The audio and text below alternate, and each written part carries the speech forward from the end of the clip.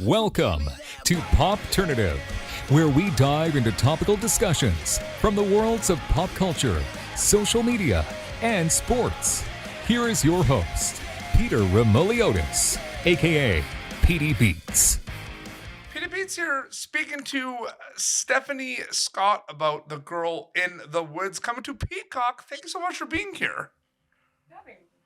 It's exciting. I mean, the one thing about this is there's a lot kind of going on in this project. You know, it's going to be scary. It's going to have a lot of amazing, complex characters and dynamics. I mean, you've done horror in the past. When you were kind of brought this project, what was kind of going through your mind in terms of the complexity of what's happening in this project?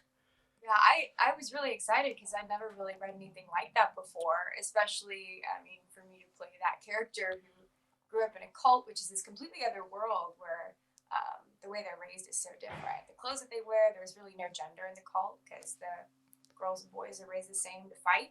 Hmm. So that was pretty cool. And then, I mean, on top of it, like, I don't know, there's just so many different universes inside the show. Carrie spends years in isolation guarding this mysterious door, which is a whole other aspect that was really interesting. And on top of it, when she kind of finds herself in the real world and the characters she meets there, I really hadn't. It's very unique. It's a very unique story. It's unique. It's genre bending. Did you notice the genre bending aspect of this show before, like when you signed on to it? You're reading the script, getting into it. Like, there's a lot of genres going on in this.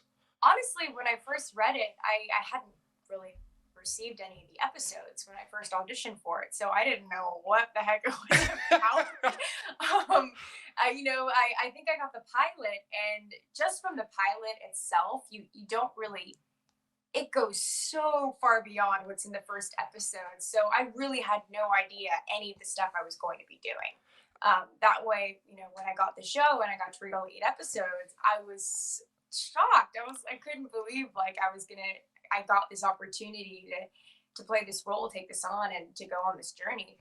I honestly had no idea how cool the show was until I read all 8 episodes. Like, I knew it was cool, sure, but like, again, I mean, from the trailer, you see a little bit of but you do not see anywhere where the story goes. Well, you see a lot of like, you're watching. It's funny you mentioned, because I was going to mention stuff in the trailer. I mean, I'm watching this trailer, and it's just like there's some like straight up traditional like horror moments in this trailer. Like when like they're walking, like looking around and everything, and they're explaining about your character from the cult and everything. There's a lot of like pure. Yeah, there's a lot that happens. There's definitely some great horror elements to the show as well. It's very I don't know. Yeah, it's creepy. It's spooky. It's a super fun adventure story. It's got amazing characters. Talks a lot about current issues in the world in its own way. Everyone's has a lot of dimension. There's no good or bad character. There's a lot of both in every character. You get to see both sides of all of them.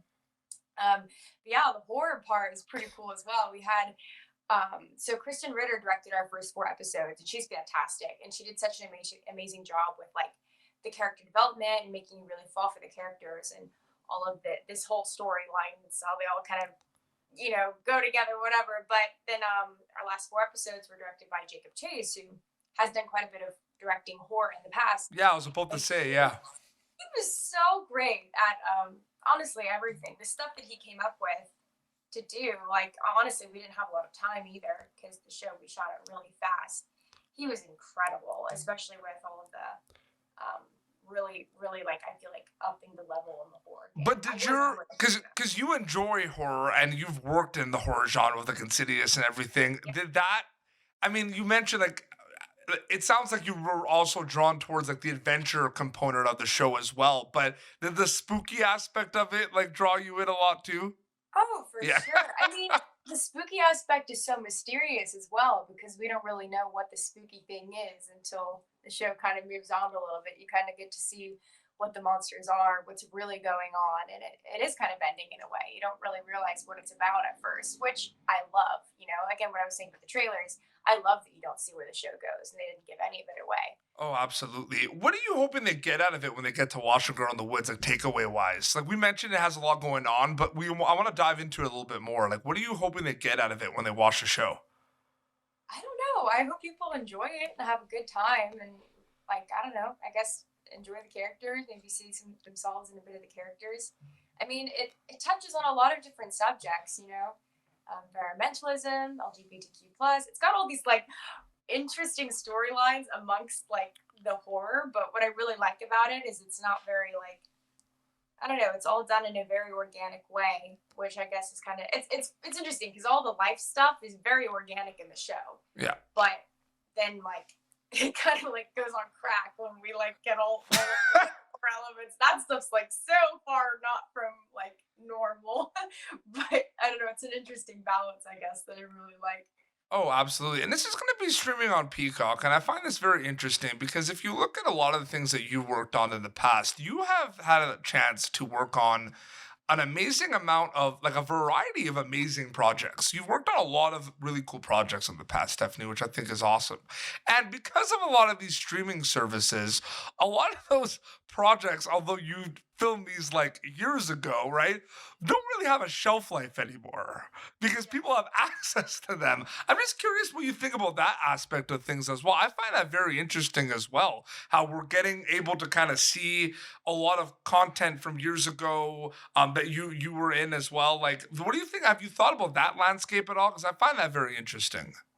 I don't really know. I think we're in a really interesting time right now. Things are changing a lot Mhm. everywhere, but particularly in my world, I'm kind of in the entertainment world, so it's changing a lot with how much stuff is being made, and it's kind of like there's just so much going on all of the time. Yeah, I mean, I think change is good. It's interesting. It's great that there's a lot more content, a lot more places to watch something and try new things. Yeah. So yeah, I guess it's a good thing. I just hope people are still getting outside and stuff with all this No, but I was content also on. I was talking more about the fact that you look at like you've worked on so many amazing projects that might be like 5 6 years ago, but someone might put it on like tomorrow instantly because of streaming services. Like it's pretty crazy. Oh yeah, how like something will never see the light of day until like 5 years later.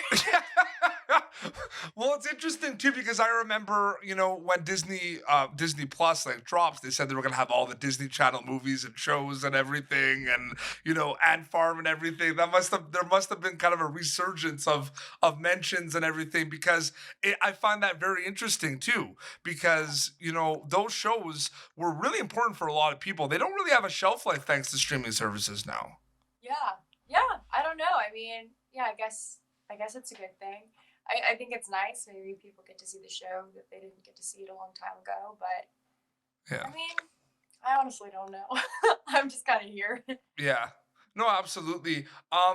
You're working in this, and you mentioned a lot of the really cool people that directed, The Girl in the Woods and everything. Obviously, you're acting. That's kind of your main thing. A lot of people know you from a lot of past movies and TV shows. A lot of people now are getting really interested in going like behind the camera as well, directing, writing. Obviously you're focusing on acting, but when you work on projects like Girl in the Woods, does it kind of excite you maybe to experiment and write and direct? Like, have you ever thought about that? Oh, for sure. Yeah. I mean, I love being creative in any aspect that it can be, and that's definitely something I do.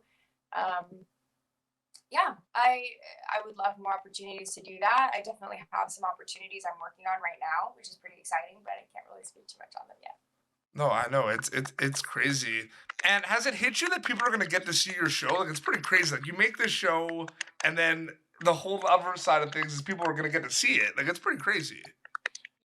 Yeah, I honestly don't know what to expect, but I hope people enjoy it. I had an amazing time making the show. We didn't even film it too long ago. We Yeah. filmed it. I think I came home in August from Portland where we filmed it over the summer. So it's all happening really fast. But I mean, I'm totally stoked. I can't wait to hear what people think about it, and I hope they enjoy it. Absolutely. Well, Stephanie, I wanted to thank you so much for taking some time on Popternative. I really appreciate it. Yeah, thank you. It's been nice talking. So it's gonna be on Peacock. People are gonna get a chance to see it. Yeah, all 8 episodes drop on October 21st. Oh, that's soon. That's like I very know. soon. Very soon. Which is awesome. And where can people follow you on social media to keep up to date with everything?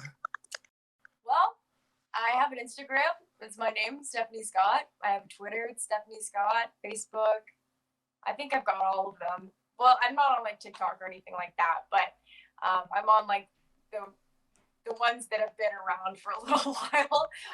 It's just my name, Stefanie Scott, Steph with an F. Oh, amazing. Well, this has been Popternative, youtube.com/Popternative for previous episodes. Until next time, this is Stefanie Scott from Girl in the Woods, streaming on Peacock very soon, and PD Beats signing off. Thank you for tuning in to Popternative. Make sure to check out our past episodes of Popternative on YouTube. Be sure to like Popternative on Facebook and follow us on Twitter. This has been an Autograph Communications production.